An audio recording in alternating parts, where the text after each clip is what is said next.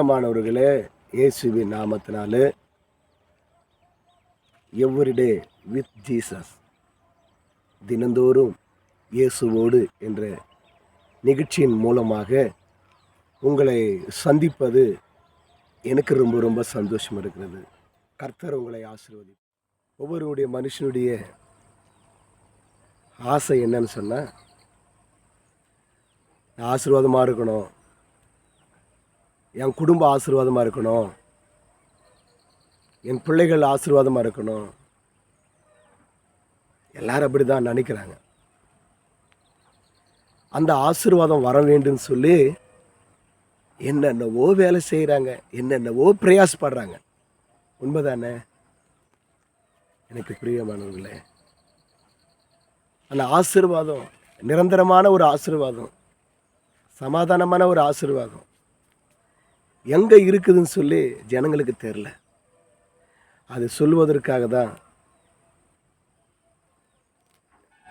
தினந்தோறும் இயேசுவோடு என்ற நிகழ்ச்சியில் நான் உங்களோடு பகிர்ந்து கொள்ள ஆசைப்படுகிறேன்.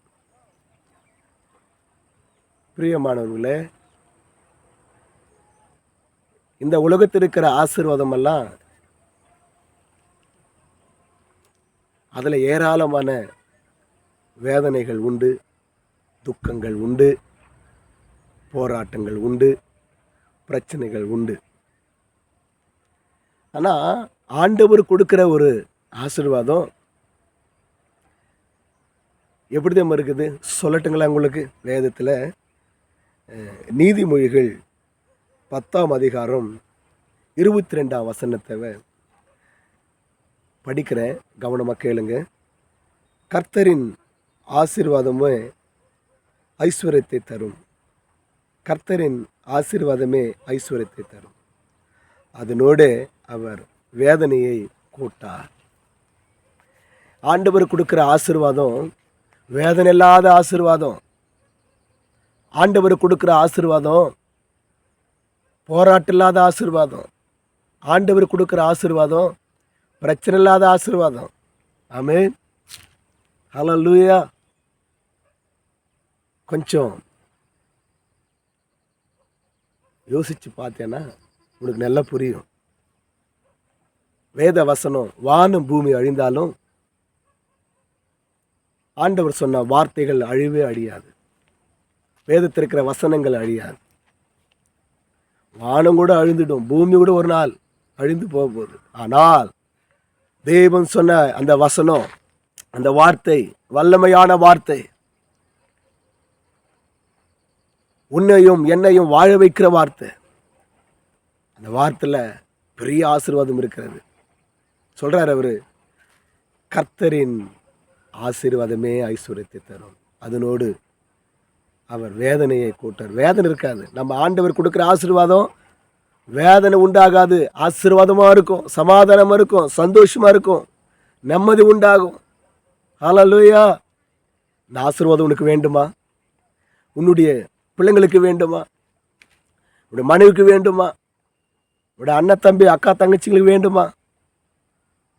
நான் உங்களுக்கு சொல்கிறேன், தேவாலயத்துக்கு வாங்க.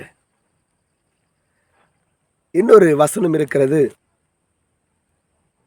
நீ தேவாலயத்துக்கு வரும்போது நன்மையும் கிருபையும் உன்னை தொடரும். நன்மையான காரியங்கள், கிருபையான ஆசீர்வாதங்கள் எல்லாம் உன் வாழ்க்கையில் தொடரும். தேவனுடைய ஆலயத்துக்கு வா. தேவாத தேவனை நீ மகிமைப்படுத்தும் போது